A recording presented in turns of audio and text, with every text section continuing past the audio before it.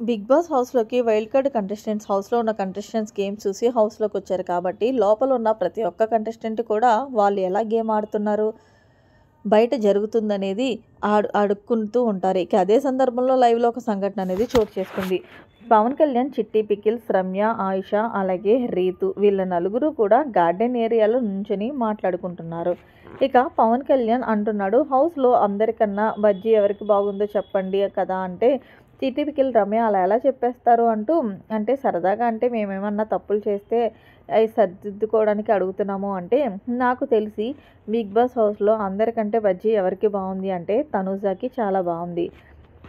తనూజ తర్వాత నీకు కూడా బానే ఉంది అంటూ చెప్పుకొచ్చింది చిట్టి పికిల్ రమ్య. అయితే ఓకే. తనూజ గేమ్ ఎలా ఆడుతుంది అని అనుకుంటున్నా అంటే, తనూజ గేమ్ చాలా బాగా ఆడుతుంది. ఎందుకంటే ఆమె స్ట్రాటజీలు జనాలకి బాగా నచ్చుతున్నాయంటూ చెప్పుకొచ్చింది.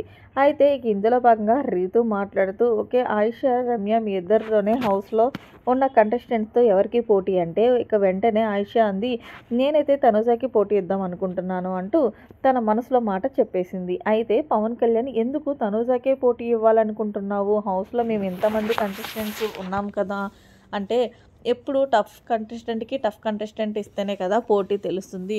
నిజంగా చెప్పాలి అంటే తనుజ చాలా టఫ్ కంటెస్టెంట్ కాబట్టి నేను ఆమెకు పోటీ ఇచ్చి ఆమె ప్లేస్‌లో నేను నిలబడాలనుకుంటున్నాను అంటూ ఆయిష్ అయితే చెప్పుకొచ్చింది. ఇక ఇందులో భాగంగానే రీతు, నందిని నా గేమ్ ఎలా ఉంది అంటే, చిట్టి పికిల్ రమ్య ఎటకారంగా నీ గేమ్ ఆడడానికి చూస్తేనే కదా అసలు నువ్వు గేమే ఇంకా స్ట్రాటజీ ప్లే చేయలేదు. ఎప్పుడు చూసినా డెమాన్ పవన్ విన్నర్ అవ్వాలని, డెమాన్ పవన్ కెప్టెన్ అవ్వాలని నీ జీవితం అంతా అయిపోతుంది. నువ్వు అసలు గేమ్ ఎక్కడ మొదలుపెట్టావని అసలు జనాలకి కూడా నీ గేమ్ నచ్చట్లేదు రీతు. అందుకే నేను డేంజర్ జోన్‌లో వరకు తీసుకెళ్లారు. కేవలం ఇమాన్యుయల్ సేవ్ చేయడం వల్లే నువ్వు ఈరోజు హౌస్‌లో ఉన్నావు. లేకపోతే నువ్వెప్పుడో వెళ్ళిపోయేవాడిని దానివి అంటూ చిట్టి పికిల్ రమ్య ఎటకారంగా అంటే, ఈలోగా రీతుకి కాలిపోయి హౌస్‌లోనే ఎవరు ఉండాలి ఏంటనేది జనాలే నిర్ణయిస్తారులే, సర్లే ఎందుకులే ఇంకిప్పుడు అంటూ రీతు అక్కడి నుంచి అయితే వెళ్ళిపోయింది. అయితే పవన్ కళ్యాణ్ సీరియస్‌గా నేను గేమ్ బాగానే ఆడుతున్నాను అంటే, నిజంగా నీ గేమ్ చాలా బావుంది. ఎక్కువగా నువ్వు ఏదైతే ఎలిమినేషన్ రౌండ్ తర్వాత మళ్ళీ ఇంప్రూవ్ అయ్యావో అక్కడి నుంచి నీ గేమ్ నెక్స్ట్ లెవెల్. మొన్న తనుజ నువ్వు ఏవైతే మొత్తం 3 గేమ్స్‌లో విన్నర్ అయ్యారో అది ఇంకా నెక్స్ట్ లెవెల్. మీ బాండింగ్ కూడా బయటకి జనాలకి నచ్చుతుంది అంటూ హింట్ ఇచ్చింది చిట్టి పికిల్ రమ్య.